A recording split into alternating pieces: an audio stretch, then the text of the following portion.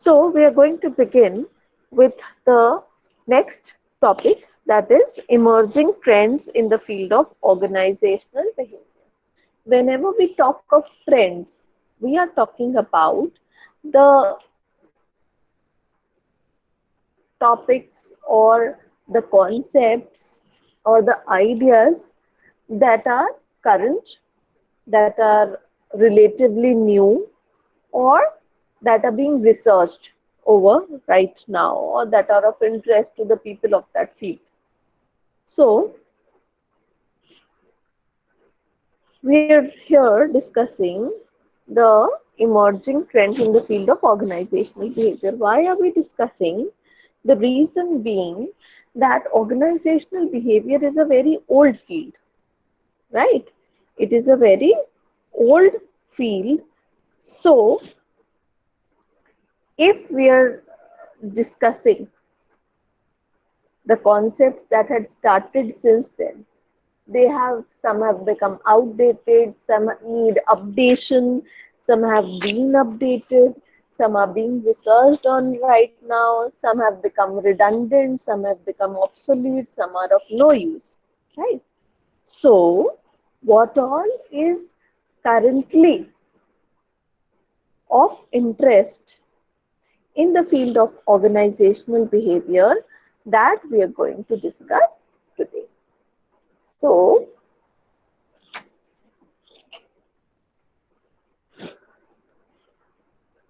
now organizations have changed over a period of time. From the time they had evolved or the concept of organization had come to now, there has been a shift or a change in how the organizations are, or how people are working over there, how the management of the organization is run. So, uh, there are various things that we need to discuss pertaining to the field of OB and see how it has evolved over the years, how the field of organizational behavior has evolved over the number of years. Now, we started from the traditional techniques of management that we had discussed, the scientific management that was a part of the classical management theory, right? And after that came the neoclassical theory and then the modern theories of management. To be uh, you know, broadly discussing or classifying, these were the three major categories: the classical theories of management, then the neoclassical theories, and then the modern theories. With the change in the theories, the concepts, the way in which we saw the organizations, there also came a change in the way organizations were managed, in the way people worked over there, in the way supervisors dealt or they handled their subordinates, in the way they delegated work, in terms of the reward or in terms of the return that they got from working over there. So there has been a, you know, what do we call that? A leap of change. That means drastic change, big change. So certain concepts hold importance in the field of OB, and we are going to discuss them one by one. First happens to be globalization. Sorry. Globalization, then we'll talk about emerging employment relationships. We'll talk about changing workforce. we'll talk about knowledge management, and we'll talk about IT and organizational behavior. So, broadly, we're going to discuss these concepts. Coming to the first one, that is globalization. So, the concept of globalization in India, it came after the industrial policy of 1994, which proposed the concept of liberalization, privatization, and globalization. What was globalization? Early on, what was happening was that all the organizations, they were making products as per the needs of their customers who were based maybe in that area, local area, or maybe in that region, or maybe in that state, or maybe in that country, not beyond that. That means they were catering the needs depending on the scale of the organization. They were catering the needs from the local area or from the people who belonged to that same area, and up till the organization's reach was till the country. The limits were the domestic limits of the country. That's it. So, and why not beyond? Because there were so many policies, so many uh, complexities, so many difficulties in sending the product across the border. Hmm. The number of formalities, the amount of money involved, and the level of difficulty all discouraged or all uh, somehow held back organizations from going beyond the limits of the country. Then these concepts were proposed that there must be globalization. Products must be available for people who want to buy them despite belonging to any country.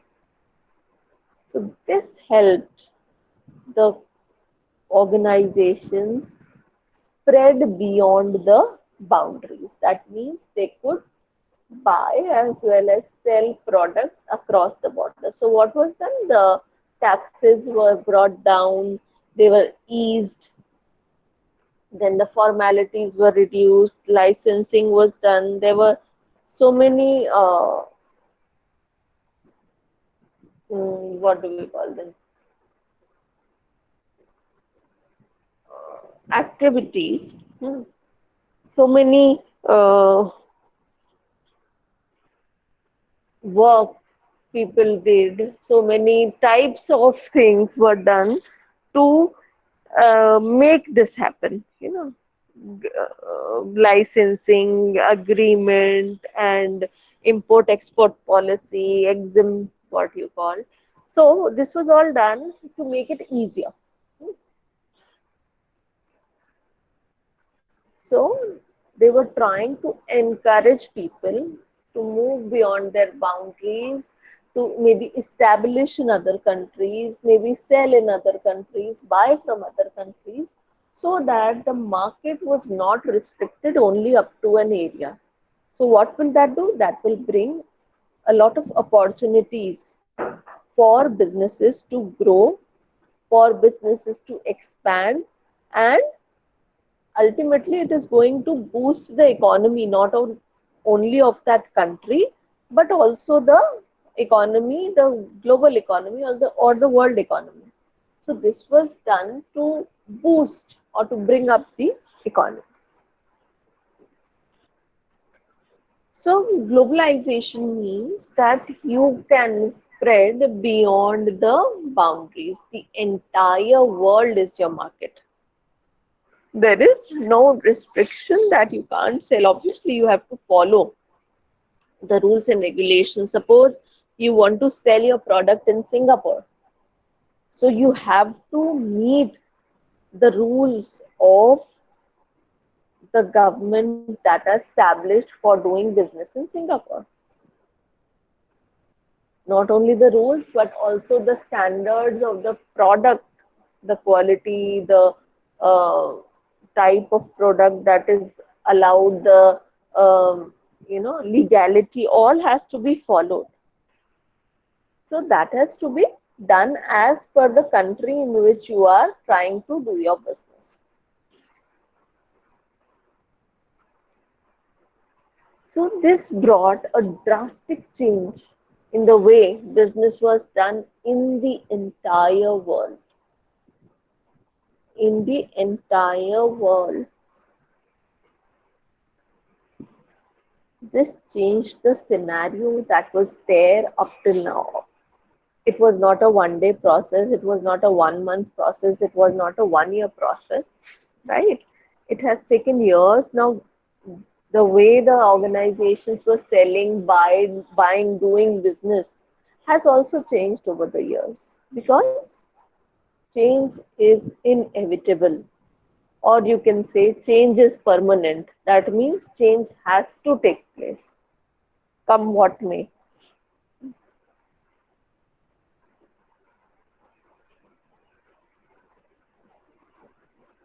Okay. So, several changes were brought. Now, how has globalization impacted organizations? Organizations were also, working in a certain way, in a certain manner. When these boundaries were dissolved for doing business, then the way, the practices that they were follow, they also changed, right? Uh, Maybe the way they were buying their raw material, or from they were where they were buying their raw material, that also changed. Hmm. Their out if they were buying from some place, now they're buying from some other place. So maybe importing the raw materials. So this brought a change in the way they were working, the quality, the standards, the machinery. So globalization brought a change in the way the organization was working, the business practices that they were following, the rules and regulations, the standardization process. Mm, all had to be incorporated to adopt globalization. So, whatever you are working with, whatever strategies or whatever policies rather you were working with had to be changed. So, globalization brought a change in the way you were working, maybe in the technology that you were following, in the practices, in the policies that you were following in the organization. Uh, so work had to be redesigned. Maybe the uh, policies, the process, the rules, regulations, all had to be reshuffled, changed to suit the current scenario. Suppose you are now buying your raw material from some other country, so you will have to follow their rules, what is their buying process, then bringing in your country, following the rules, the standards, the levels, everything. So that brought a change in the way organizations were working earlier. Right?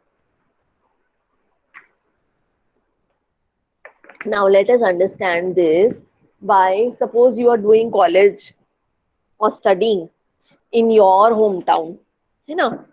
So you will require some conveyance, and maybe you're putting up at your own home, so things are easier for you. You do not have to arrange for food and stuff like that. But if you go and start studying outside in some other city, hmm, So you will have to understand, no, how that city works. What are the charges over there? You cannot say, no, no, this is how we used to work in my city. No, you will have to follow what they are following, right? You will have to follow the maybe whatever agreement they are saying to do. You will have to maybe look for food, or make some arrangement for your own food, buy some food, or um, ask somebody to supply you some tiffin, something like that. That means what I'm trying to explain to you is how you were working or how you were living at your place when you were studying in your hometown is different to that when you go to study somewhere else. Similarly, an organization was working in a certain manner. Now things have changed, so they also have to change the way in which they were working. No, so globalization brought a change in the organizations, the way they were working, the environment that was created, the procedures that were being followed, maybe the technology that was being used. So it since it impacted the organization, hence it impacted the organizational behavior as well. Now, coming to the next topic, emerging employment relationship. What is employment relationship? The relationship between the employer and the employee is called the employment relationship, right? The relationship between the employer and the employee is called the employment relationship. Now, if we talk about uh, how was the employment relationship earlier, I told you that uh, it was a difficult scene or situation for the employees because it was all employer centric. In the last class, we had discussed the models of OB. There also we had discussed the first type of model was the autocratic model, right? So what we are trying to tell over here is that uh, earlier the employer was concerned about their own organization, themselves, the profit that organization made, the growth that the organization had, the organization's productivity. So the entire focus was on the organization and its profit and maybe the productivity of the organization. Gradually, as we have seen in the models also, there was a change in the way the employer saw the employee. First, they were provided with the basic benefits or all the benefits that could be availed using money. Then they were taken care of, like maybe supported. That okay, if we provide support to the employees, the ultimate again the idea in the mind was not that the employees will be benefited, but if you support the employees, ultimately they are going to work for the organization.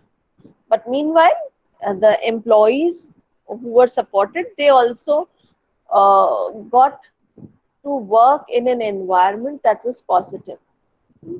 So that not only took care of their physical needs or the needs that were availed or that could be fulfilled with money, but also their psychological needs. They felt better. They uh, found that there was somebody to whom they could refer, they could discuss their problems, they could give suggestions. So this brought a positive change in them. Then uh, more importance was given to the employees, that okay, we must value the employees like resources. They are valuable, and if you invest in these resources, if you treat them well, ultimately they are going to give a lot of benefit to the organization, and they are going to dedicate themselves to the organization, not only just work, but also work happily. So not only were the employees happy and satisfied, but also they felt a sense of responsibility towards the organizations. So you see how things have changed from being an employer centric organization to becoming employee centric organization. And I'm not talking about only one organization. At that time, all the organizations were the same. So when I'm talking about employer centric concept, almost all organizations were doing the same thing. And when I'm talking about the way, the spectrum where at one end you have the employer and at the other end you have the employee. So the importance has shifted from the employer to the employee. Now organizations are employee centric. This is where we are right now, employee centric organizations. But what has the change? What is the change that has happened due to this? That is what we have to discuss over here. But first, I needed to tell you how has the focus shifted from the employer to the employee. So, if we talk about the employee centric organizations, what change did it bring? Earlier, the the entire power was with the employer. That means I'm talking about centralization. So when the power was centralized, different rules and regulations were applicable, followed. The way the organization defined discipline was different. Discipline that time meant whatever the employer is saying, you have to say a yes, you have to follow that. But the employer or the employee relationship has changed over the number of years, right? So when I talk about employee centric organizations, it brought a drastic change. It brought a drastic change in the organization. And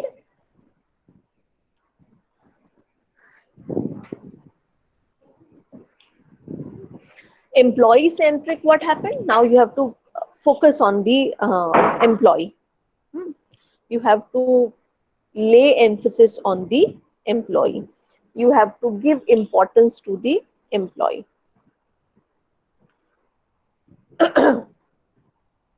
Just a second. I'll have a sip of water. Yeah. So,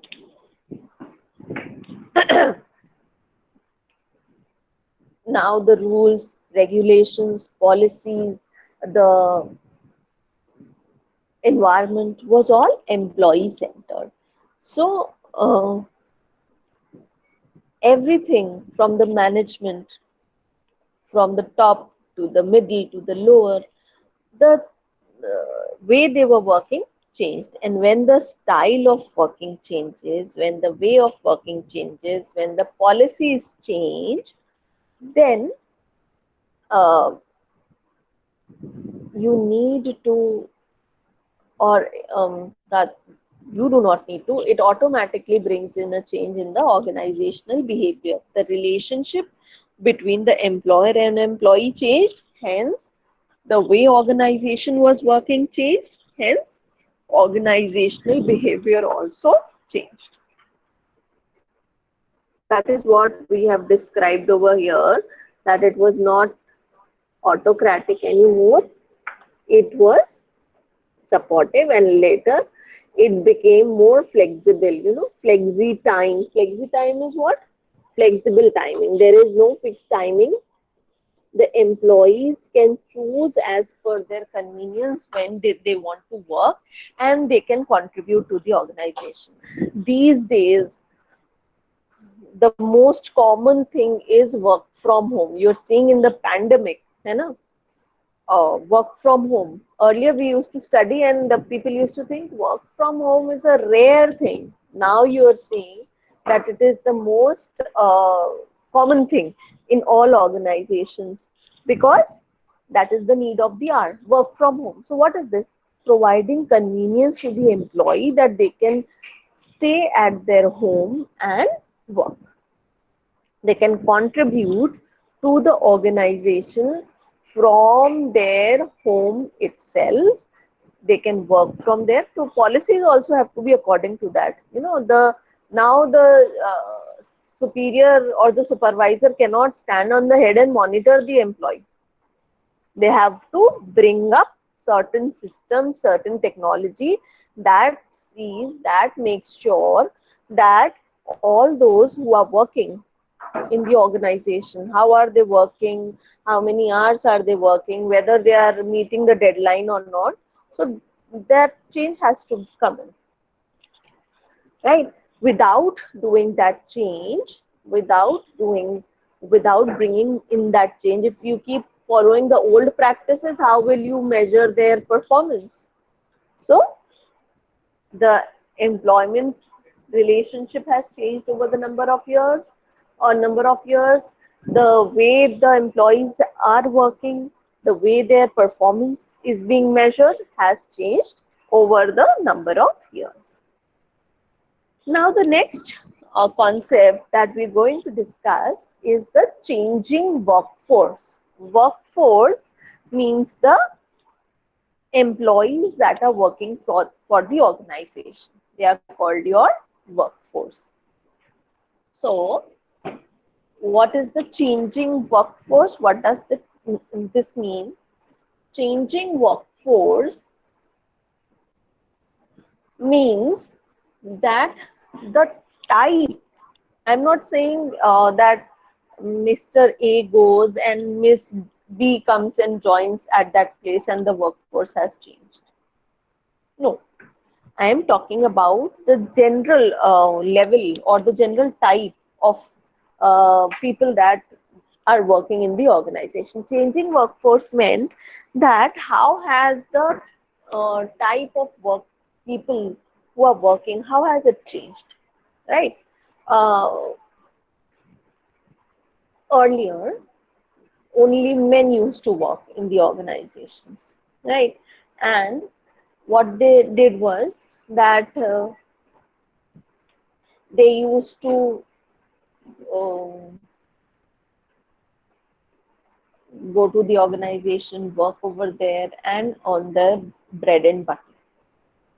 Gradually, and also they belong to a certain age bracket, because that time all the work or most of the work was mechanical. Sorry, required a lot of effort.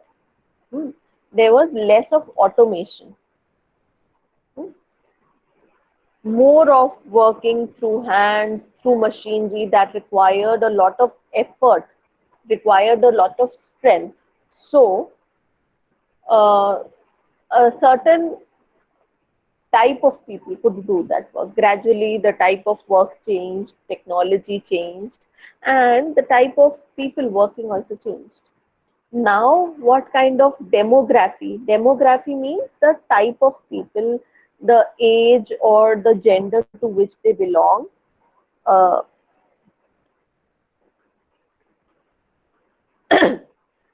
is different. Sorry, is called the demography. So, uh, now you see people from all age brackets. You will see teenagers also working. You will see people from the younger bracket, from the age of 25 to 40 also working, from 40 to 60 also working, 60 plus also working. Women working in the organization. So if we talk about age, there is a lot of variety in the age. If we talk about gender, there is a variety in the gender also. If we talk about culture, if we talk about religion, or let's not talk about religion. I was going to say, if we talk about region, not only people from various parts of the country are working at different places or at one place, if I say, people from other parts of the world are also working together. So look at the variety of people who are working in the organization, right? Now, the policies that were 50 years back, will they even be of, I'm not talking about use, will they even hold a little significance? No. When you have people who are working from all age brackets, from different backgrounds, from different parts of the world, who speak different language, who bring in different cultures, the policies should be such that they are suitable for each and everyone, right?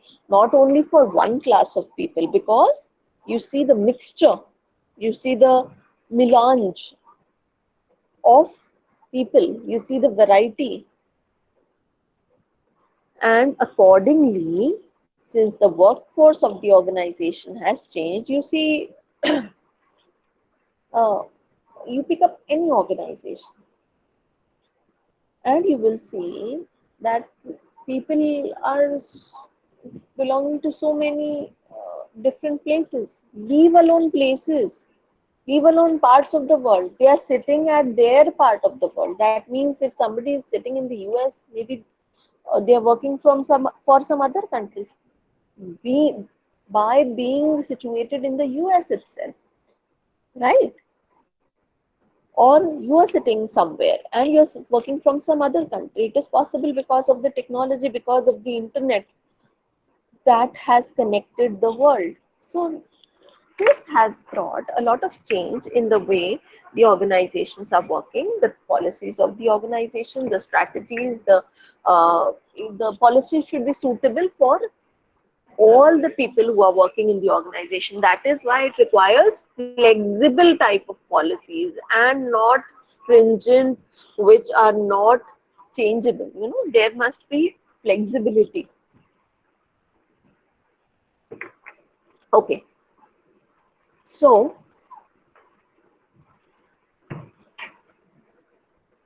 the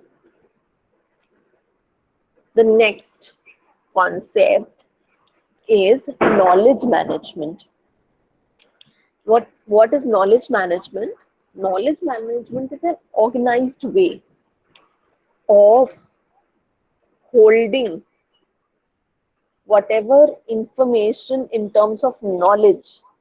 I am not talking about data, I am talking about knowledge of the organization that it has got, how to manage it, how to keep it in the organization itself.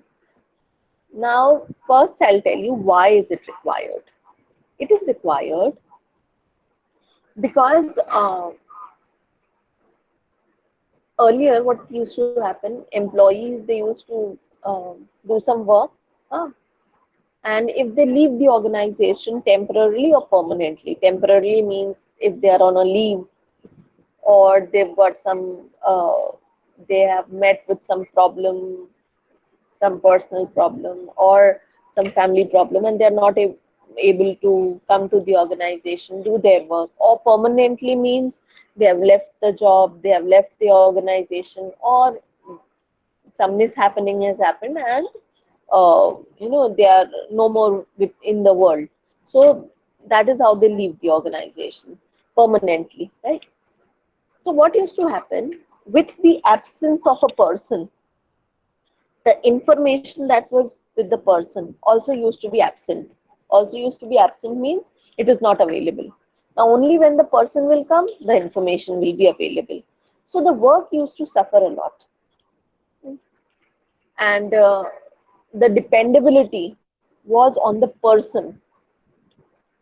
And suppose if the person doesn't come back, only information is lost. Now you're back on square one. Even if you employ a new person, that person will have to be taught everything from the first or from the beginning, and then only you will be able to get that knowledge or that information out of the person. So in order to avoid losing information, uh, this concept was brought in, that is called knowledge management, right? Which enabled the knowledge to be retained in the organization. You must be familiar with a term called DBMS, Database Management System, right? It is a way of knowledge management, retaining the knowledge in the organization. I'll give you a very small example of knowledge management. When you buy something from an outlet, for example, a pizza, right? They ask for your number. Hmm. Now that number gets stored with them. Why have got this? They have got this policy of storing your number so that they have the database of their customers. Sometimes you will get a message, sometimes you will get an offer from them. Why? Because every time they do not have to find out that who our customers are. At least if you buy from them, they know that you are their customer, and if they give you an offer, chances are that you're going to buy from them. Similarly, organization needs knowledge management for its own employees also, so that whatever information the employees have got retains in the organization, and the organization is able to work beyond that and not keep coming back to the same point and starting all over again, because it requires a lot of effort, requires a lot of resources, right? So, knowledge management has enabled the organizations to retain information, to use that information that was with people.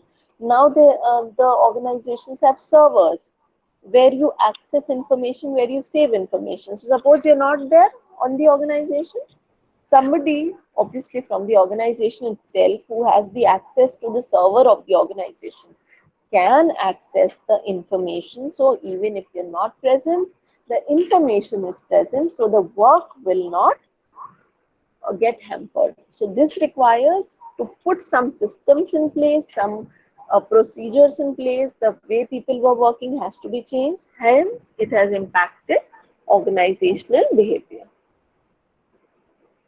Okay. Now, there are three parts of this knowledge management. Knowledge acquisition means methods of acquiring knowledge, knowledge sharing, process with which knowledge can be shared with other people. Acquisition has come from the word acquired, that means collecting the knowledge or the information, then sharing the information, and dissemination means distribution of information. This requires a a proper uh, procedure which you have to follow, that okay, I have to gather information, then I have to process the information, then I have to store in this place. Now if it has to be sent to a number of people, it will be sent to those number of people, or if they want, they can access that information themselves. Okay. Last but not the least, IT and OB, or information technology and organizational behavior. IT has become an inseparable part of the organization, right?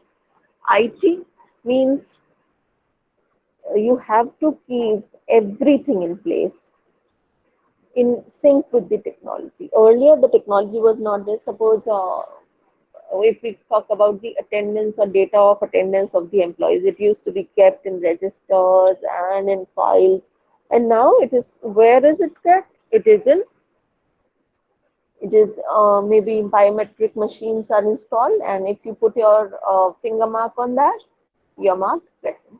And there will be a system which will be recording this data.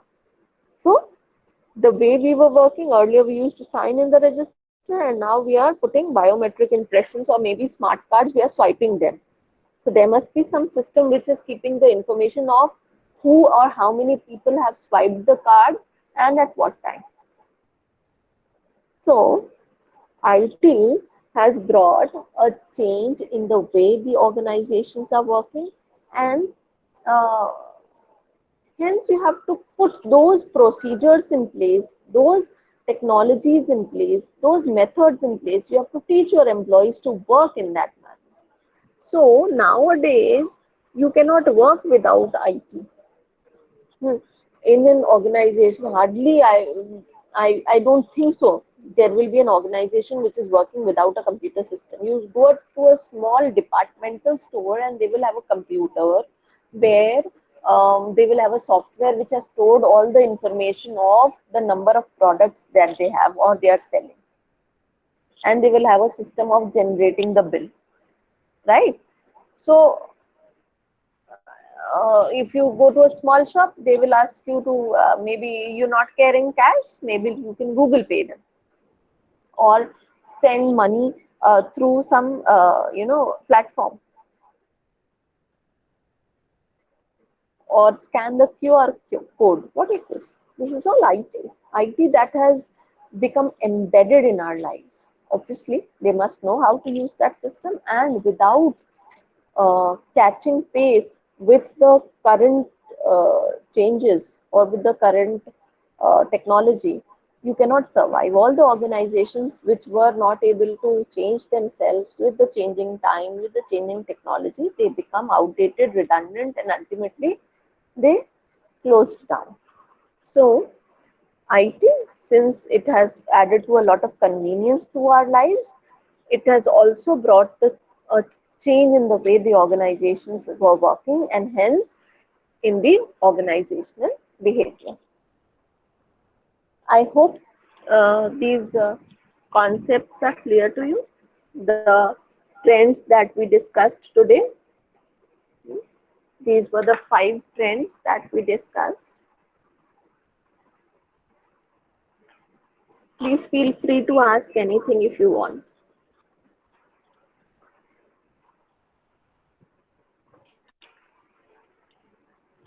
I hope it is clear to you.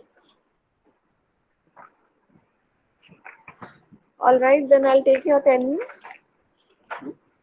All right. Thank you. Just a minute. This is section B.